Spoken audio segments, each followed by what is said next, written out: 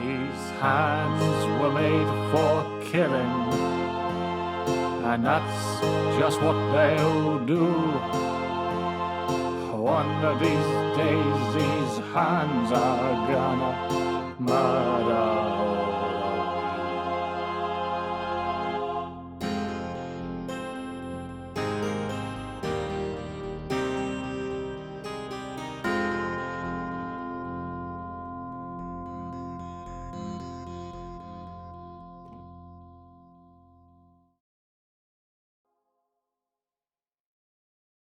After the last episode's foray into shadowy Germany, today we head on over the border into an equally foreboding Austria. The Germanic countries were truly the dominating force of the horror genre in the 1920s, so it is no surprise that we keep ending up back in their domain. We also have our first repeat director for this series. Robert Wiener, who helmed our 1920 episode with the succubus film Genuine, is back on directorial duties. With Herr Robert comes leading man Conrad Veidt, after the pair of course worked together on the cabinet of Dr. Caligari.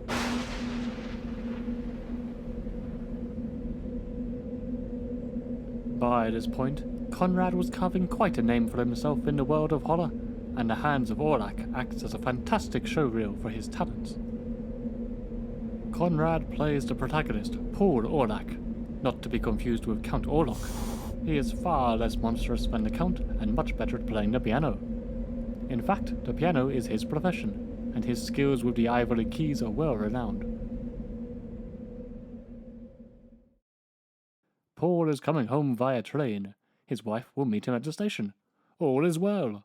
Until it isn't. Word gets out about a dreadful accident, and the wife rushes to the scene. Paul's train has derailed and panic has taken control.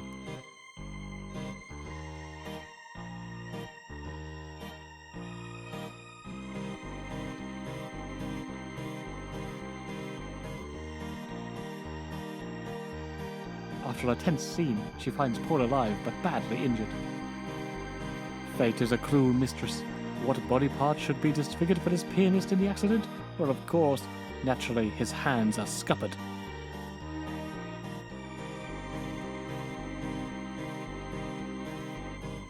Meanwhile, it just so happens that a notorious serial killer, Basur, has been executed by a guillotine and his corpse still lingers. Paul Orlac's doctor makes the big brain decision to use his corpse and perform a hand transplant. Yes, indeed, Paul now has the hands of a murderer. From this point, the film slows down a tad and becomes a paranoia-soaked mystery.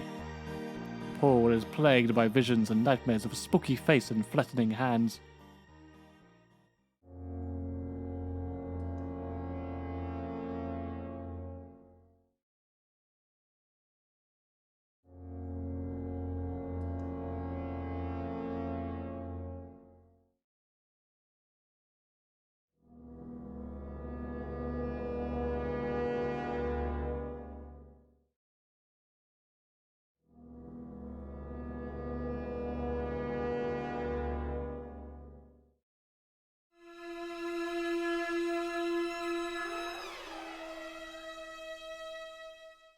A note is left on his hospital bed on his final night of recovery.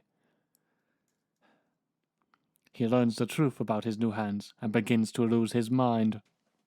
Are the hands taking control? Is he losing himself, his identity? He can no longer play the piano. His handwriting is unrecognizable. Once elegant, now scrappy. Are his new fingers itching to commit bloody murder? His doctors and loved ones try to comfort the man, informing him again and again that the hands are not in control. They are simply a tool of the spirit. This brings little relief to Orlac, who continues to feel the pull of his new dark urges. And all the while, another shadowy figure stalks the city. The situation grows more tense when the inevitable finally occurs and a body is found, along with the fingerprints and signature murder weapon of the executed serial killer. The plot is deliberately paced, allowing ample time for the mystery to unfold, and the last act is filled to the brim with twists and turns. When events turn dire, a spark of hope ignites. Just when things are looking up, a bombshell drops. But, like any mystery worth its salt, the hands of Orlac comes together for a neat and satisfying conclusion, with all the pieces falling into place. But even then, the director is not averse to having a little fun with the audience, masterfully dropping in one final tease before the end. The concept of a serial killer transplant became a repeated trope in horror media, with more modern versions taking advantage of further gore and body horror visuals. Understandably, it easily became a point of parody. I love you, son! I love you too, Dad. I'll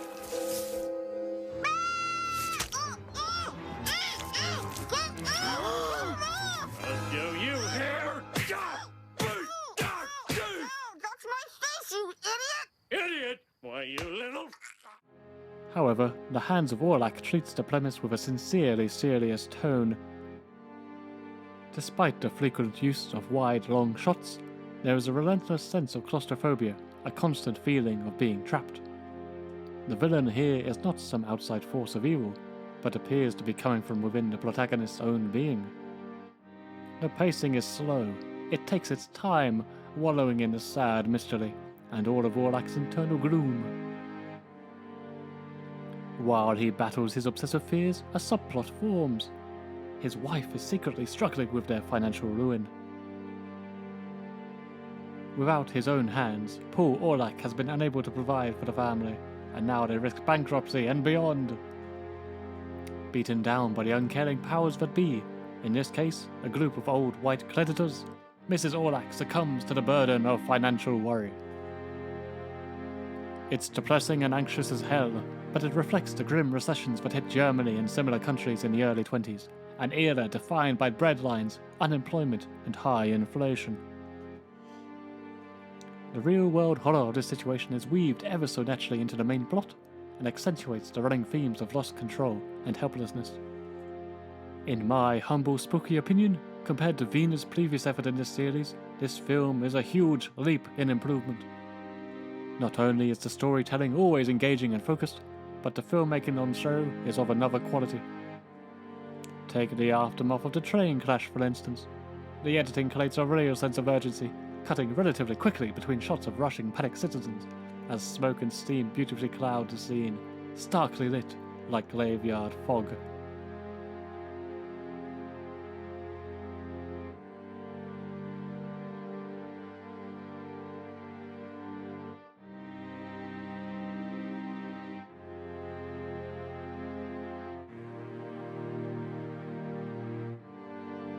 Beyond this important scene, the film is littered with beautiful shots and interesting framing for this early period of cinema.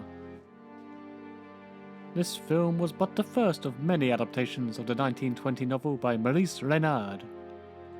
Several movies followed in its wake. A version for the era of the early talkies called Mad Love, with Peter Lorre in the starring role, was also released to great critical acclaim in 1935. In 1960, it was remade, featuring Christopher Lee in a key role, and unofficially inspired the film Hands of a Stranger, just 2 years after that. The multiple adaptations are unsurprising, it is indeed a thrilling plot, but the 1924 film is a great place to start. It offers a deftly paced mystery, strong visuals, a standout lead performance, and what I feel is one of the greatest villains of the decade.